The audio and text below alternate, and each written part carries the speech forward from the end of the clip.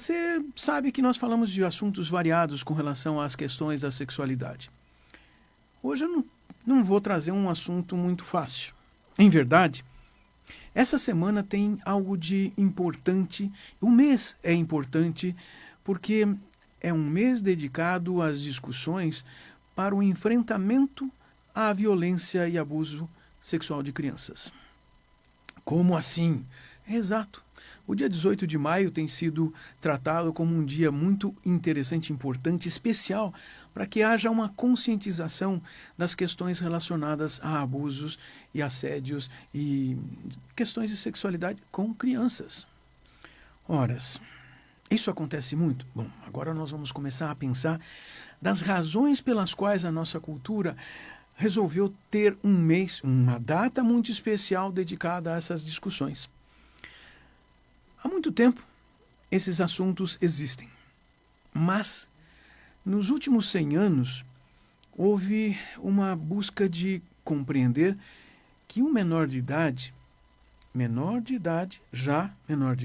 abaixo dos 18 anos, olha, ele tem outras funções na nossa cultura para se preparar para ser um adulto. E envolvimentos ditos sexuais se tornam complicados porque tiram essas crianças de ações e de atividades que elas deveriam estar desenvolvendo. Se nós falarmos ainda de adolescentes, então, púberes, abaixo dos 14 anos, aí nós estamos falando de crianças e aí se torna mais séria, muito mais importante essa discussão. Então existem razões sociais para nós protegermos essas crianças. Também existem questões psicológicas, nós vamos entrar nisso. Mas a primeira questão é uma questão social e no nosso país, e em especial depois de 1988, com a Constituição vigente, menor de idade tem que ser protegido. Nós temos, você, eu, todos nós adultos, temos uma função de proteção das crianças. E a proteção com relação à sexualidade é uma proteção muito importante. Olha, eu preciso contar para vocês uma coisa que é difícil e muita gente para perguntar, mas isso é verdade? Uma grande parte de pessoas, as pesquisas nos últimos 50 anos mostram variações entre 60% e 85% das pessoas terem tido algum tipo de abuso de cunho sexual quando criança. Como assim? Não são coisas fáceis de serem lembradas, não são coisas que nós lembramos sempre, nem sempre vamos registrar de uma maneira tão ruim, mas na nossa cultura, a maior parte das pessoas adultas passou em algum momento na infância, na adolescência, por uma situação abusiva. A situação abusiva a qual me refiro, também ela ocorreu mais dentro de casa. Quando eu vejo as pessoas fazerem discursos de que a gente tem que ser contra isso e aquilo, sim, devemos. Mas a preocupação maior é que o abusador está dentro de casa.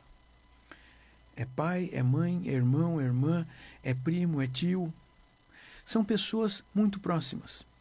Isso deveria ser um assunto que nós devíamos conversar mais, porque, sim, essas pessoas abusadoras, na hora, enquanto fazem os abusos, elas estão achando que não estão fazendo nada de errado. Isso não deve desculpá-las, eu tenho que entrar com essa fala. Afinal de contas, não é porque ele acha que não está abusando, nem pensou que estava abusando, que ele não está causando um problema. Então, primeiro ele está cometendo um crime. Em segundo lugar, esse abuso, ele implica num ensinar uma coisa ruim. O que ele está ensinando? Ele está ensinando a criança não confiar no adulto que deveria tomar conta, que deveria proteger. E isso é uma coisa importante para nós pensarmos. Afinal de contas, se um adulto abusou, eu não quero mais saber de adultos. Essa criança está num processo de aprendizagem de não confiar. A confiança é uma emoção humana, uma emoção bastante elaborada, que implica os grupos, os relacionamentos de casal, as famílias, implica também as instituições de trabalho, a instituição religiosa, ou seja, uma criança, um adolescente que aprendeu a não confiar no adulto, porque o adulto abusou da confiança, abusou quando esse adulto deveria tomar conta e agora esse adulto está fazendo o que ele tem desejo de fazer, procurando a sua satisfação. Isso. A questão aqui envolve, primeiro, uma questão de um crime, a segunda questão é que nós estamos levando um ensinamento ruim para uma criança que vai ser adulto, que não vai ter facilidades de entrosamento num relacionamento afetivo. Afinal de contas, não dá para confiar mais.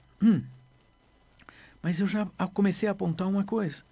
Essa criança, ao perceber que quem deveria tomar conta, cuidar, não está cuidando, o que essa pessoa, essa criança também vai começar a sentir? Não é só falta de confiança, é perder o chão, é perder a capacidade de olhar para um adulto e dizer assim, essa pessoa é um modelo para eu seguir. Porque o que ela tem para seguir agora é alguma coisa negativa.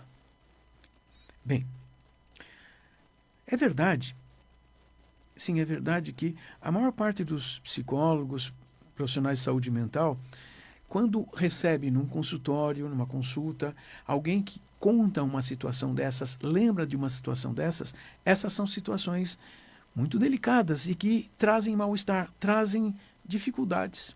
Ou seja, essa pessoa está com problemas emocionais e é por isso que ela vai procurar terapia. Ao procurar terapia, o terapeuta pode compreender, e isso pode ser verdadeiro, que essa situação de um problema emocional venha dessas circunstâncias de relacionamentos interpessoais onde essa criança foi abusada por um adulto. Ok? Então, o que nós, psicólogos, nós da área de saúde mental, costumamos pensar e muitas vezes falamos, todo mundo que passa por uma situação assim, uma criança, ela vai ter problemas emocionais.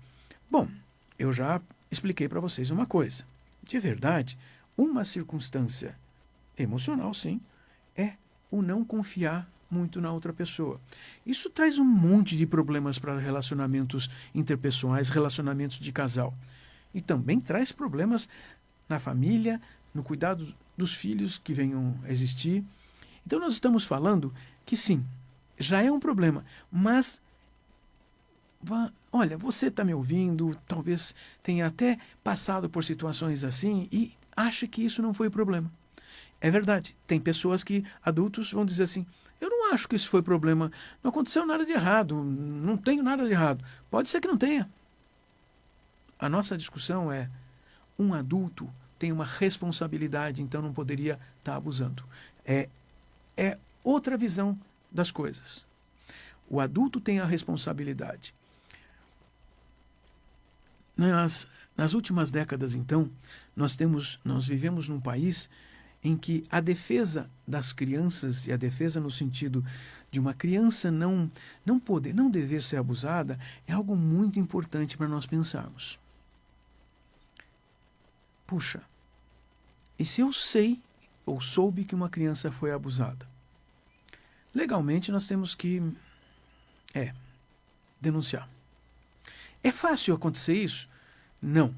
Mesmo as pessoas que compreendam que precisam denunciar, porque precisam auxiliar a promover alguma coisa, mudar o mundo, essas pessoas também vão se sentir mal, porque, caramba, essa pessoa que eu denunciei, ela tinha outros aspectos, tinha outras coisas na vida. Ora, uma boa pessoa em outras áreas, em outras situações. Verdade. Um abusador não quer dizer que ele não seja uma pessoa boa em outras áreas. Pode ser considerado um bom pai de família, pode ser um bom profissional, trabalhar bem, ser reconhecido no grupo religioso dele como alguém que cuida das coisas, que representa o bem-estar. Mas essa pessoa tem um problema. Essa pessoa tem um problema de diversas formas. Primeiro que se nós aprendemos que nessa cultura nós não devemos abusar de crianças, então já tem uma coisa que essa pessoa está... ela se acha no direito de... Ela tem uma autocompreensão errônea, ruim. Essa compreensão errônea é um problema. É um problema emocional. Ela distorce a realidade. Ao distorcer a realidade, ela bota a culpa na criança. Vocês já sabem disso, vocês têm visto na mídia que muitas vezes algumas pessoas falam exatamente isso. Não, mas foi ela que fez. Foi ela que me seduziu. Não. A criança, ela seduz com outros objetivos, principalmente ganhar a atenção de um adulto que pode protegê-la. Então, não é sexo. Então, tenha isso em mente. Compreenda isso. Se você acha que uma criança ela é sedutora e quer te conduzir para uma atividade sexual, não. A criança não faz isso. Você está fazendo. Você está fazendo e você está dizendo que ela é culpada. É um pouquinho pior, porque nós estamos falando de uma característica onde essa pessoa não sente culpa em fazer algo errado, essa pessoa se sente na possibilidade de quebrar regras, não seguir as regras que todos seguem. Então essa pessoa já tem um problema. Na verdade, dentro da psiquiatria, dentro das doenças mentais, a gente vai desconfiar que essa pessoa está ultrapassando a linha e ela é um problema social. Vou mais longe, sabe? Essa pessoa, ela não tem possibilidade de relacionamentos afetivos, sexuais, prazerosos com pessoas adultas, que consintam, que tenham a capacidade de dizer eu quero também, que tenham a capacidade de negociar, organizar, dizer não, dizer sim, porque legalmente nem consideramos que crianças tenham essa capacidade. Ah, mas será que psicologicamente não tem? Porque eu vi aquela mocinha lá, ela tem jeito de adulta. Pois é. Não, do ponto de vista psicológico, uma criança, um adolescente, ainda não tem sequer o exercício social suficiente para conseguir dizer não e exigir limites. Ah, mas uma criança, então não tem, ela não sabe dizer não, porque os pais não ensinaram a criança a dizer não. Então, você pai, você mãe, você tem um filho pequeno, comecem a pensar assim, como é que você ajuda o seu filho, sua filha, a se desenvolver sexualmente? Dizendo não. Não como? Não põe a mão onde não deve. Pois é, os pais têm essa possibilidade. Mas essa criança, mesmo aprendendo a dizer não nessas situações, ela não sabe discernir, ela não sabe compreender quando é que ela quer ou não quer alguma coisa. Inclusive, porque ela precisa ter a possibilidade de saber o que ela está querendo, de se conhecer. E nós não consideramos uma pessoa menor de idade como sendo capaz disso, nós vamos considerar o adulto sendo capaz de consentir. Então adultos podem fazer o que quiserem. Sim, com consentimento, sim. E mesmo assim o consentimento tem que ser compreendido como algo que pode mudar. Hoje eu quero fazer uma coisa, amanhã eu não quero, hoje eu quero fazer de um jeito, amanhã eu posso querer do outro. Então eu tenho que compreender que os adultos têm como negociar. Adulto não negocia com criança. Criança teme um adulto. Afinal de contas, o adulto é sempre maior. O adulto sempre pode se impor. Se não for imposição de um poder de força, é um poder de outras questões. O adulto cuida da criança, o adulto dá comida para a criança, o adulto controla a criança. Por isso, a questão tem que ser percebida numa situação de quebra de confiança. Bom, mas eu falava deste abusador. O abusador é uma coisa complicada. Até cerca de 30 ou 40 anos, o que era comum se estudar dentro das ciências humanas e dentro de saúde mental, era que, olha, esses abusadores são homens. Só existem homens abusadores de crianças. De verdade, existem mulheres abusadoras também. Existem. Com a internet, começaram a aparecer mais mulheres abusadoras. Abusadoras de crianças. Mas não é tanto quanto os homens. Não. Os homens são, de longe, a maioria, porque os homens aprendem que é como se o homem olhasse para o espelho e dissesse assim para ele mesmo: eu tenho o direito de abusar, eu posso fazer o que eu quero, quando eu quero, com quem eu quero. Muitos homens são assim. E essa forma masculina ruim de ser, muitas vezes é percebida como sendo a única maneira e o sujeito se sente, é assim mesmo. Pois é. Mas algumas mulheres também têm sido percebidas, reconhecidas como abusadoras de crianças. Vocês podiam estar dizendo assim, mas abusadoras de crianças, né, com 10 anos. Não, pode ser com 7, com 5, com 6 meses. O problema pior para essas crianças e para o entorno social dessas crianças de 6 meses, bebês, é que mais provavelmente ela vai parar no hospital de maneira bem comprometida. E isso se torna um problema de polícia, um problema judicial mais intenso. Isto marca muito a vida de uma criança. Sim, marca porque essa criança, mesmo sem saber, sem ter como pensar nem falar, ela tem algo que ela registra. Dores, ela registra sensações, e isso pode ser um comprometedor. Alguém ainda podia dizer assim, então uma criança de 5, 6, 10 anos sendo abusada sexualmente, ela vai ter problemas sexuais no futuro. De verdade, isso não é bem o que acontece, porque o corpo dela aprendeu a ser tocado de uma maneira que, no adulto, seria extremamente comum. Então, não é esse o problema. O problema é o que eu falei, é emocional, é relacional, é de confiança. Mas os adultos chegam a ter atividades genitais. Esse se torna um grande problema. Esse é o abuso. Mas podem existir abusos que não chegam a ser genitais. Podem, passadas de mão, toques inadequados, mesmo em situações sociais e públicas. Reunião de família, de repente tem um adulto fazendo algo que não devia. Ele bebeu. Não usem essa justificativa. Esta pessoa se sente capaz de fazer apesar da bebida, e com a bebida só está arranjando uma desculpa. Então prestem atenção nisso. Você, homem que me ouve, adulto, preste atenção, porque possivelmente você esteja produzindo uma situação de abuso e de repente você acha engraçado, porque assim, eu só passei a mão na bundinha da criança, é brincadeira. Não, isso não é brincadeira. Nem foi brincadeira para a criança. Infelizmente, muitos adultos ao redor vão tolerar, enquanto o adulto, o pai da criança, a mãe da criança, ou mesmo outras pessoas presentes deveriam puxar o sujeito de lado e dizer assim, olha, você fez uma coisa errada. Vamos combinar algo? Você não fazer de novo. E assim, se fizer de novo, você não é bem-vindo mais nesse recinto com esse grupo de pessoas. Evitar totalmente. E evitar totalmente é não desculpar. Isso nós temos que aprender. A não aceitar a desculpa, e não aceitando a desculpa, nós vamos reconhecer que existem outras formas de a gente poder fazer alguma coisa positiva na nossa cultura para que todas as crianças, e os adultos também, se desenvolvam de uma maneira melhor. É fácil acontecer isso, uma mudança social desse jeito? Não.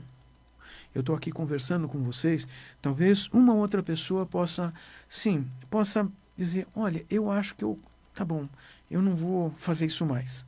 Não é tão simples. Você que percebeu isso, comece a se questionar uma coisa mais direcionada. Da onde veio isso? Aonde eu aprendi a fazer isso? Porque nós aprendemos. Muito possivelmente, a gente aprendeu com outro adulto fazendo a mesma coisa com a gente quando criança, e a gente nem lembra disso. Mas ao partir do princípio que eu aprendi, eu tenho também a possibilidade de desaprender. O desaprender exige uma outra coisa. O que eu coloco no lugar? Porque o meu organismo está sempre procurando algo que ele registra assim, mas isso é legal, isso é legal, isso é... Não, agora eu tenho que achar outra coisa, outra forma de obter uma satisfação. Você que está ouvindo, então grave mesmo essa ideia. Você tem o poder, tem o direito de também mudar. É fácil mudar? Torno a dizer não. Não, porque o seu organismo já está acostumado a um padrão. E sempre que houver problemas, o seu padrão anterior, mais antigo, ao qual o seu corpo está acostumado, o seu corpo vai querer fazer a mesma coisa de antes. Então, olhe bem assim e vamos buscar achar esses caminhos novos. Vocês que ouvem nosso programa O Café com Sexologia, sabem que nós trazemos ideias e informações que são baseadas em ciência, em reconhecimento que não é destruído por opinião pessoal. Então, vamos pensar seriamente no que nós conversamos hoje. Olha, domingo à noite nós estamos aqui de volta. Temos mais, mas o nosso programa domingo à noite, às 20h30, às 8h30 da noite, todos os domingos nós estamos aqui trazendo discussões interessantes e importantes. E mais, nós trazemos convidados que trazem outras vertentes, outras versões, outras formas de ver as coisas. Nós, muitas vezes, trazemos psicólogos, mas trazemos médicos, historiadores, antropólogos, pedagogos. Pois é, vem com a gente, domingo à noite, às 8h30 da noite. E eu quero deixar para vocês também aquela mensagem de que você também pode ser feliz, sexualmente feliz. Precisamos conversar, precisamos discutir, precisamos aprender coisas novas. Vem com a gente que a gente vai ter coisas novas a cada semana. Vocês podem ver os capítulos todos anteriores, todos os outros episódios, no website do YouTube da Rádio Vibe Mundial e também no YouTube do Impassex, o Instituto Paulista de Sexualidade, que é o promotor, o organizador desse programa que você está ouvindo. Também você pode ter o nosso programa aí no Instagram. Nós transmitimos ao vivo pelo Instagram todo domingo à noite e fica gravado lá para você que quer assistir, ouvir e participar. E também, vejam, todos os streamings de áudio. Vocês já sabem que o Spotify transmite também com imagem. Todos os programas com imagem estão sendo transmitidos lá para o Spotify também. Então é fácil você assistir. Nós estaremos fazendo esse fim de semana 150 episódios. Nós estamos atingindo 3 anos aqui na Rádio Vibe Mundial, com semanalmente programas discutindo problemas e facilidades para a tua vida sexual ser melhor, o seu relacionamento a dois ser melhor. Saúde mental é o que nós mais precisamos. E nós precisamos discutir a saúde sexual. Pode ser? Vem comigo, domingo à noite. Eu deixo para vocês meu boa tarde e até domingo, gente.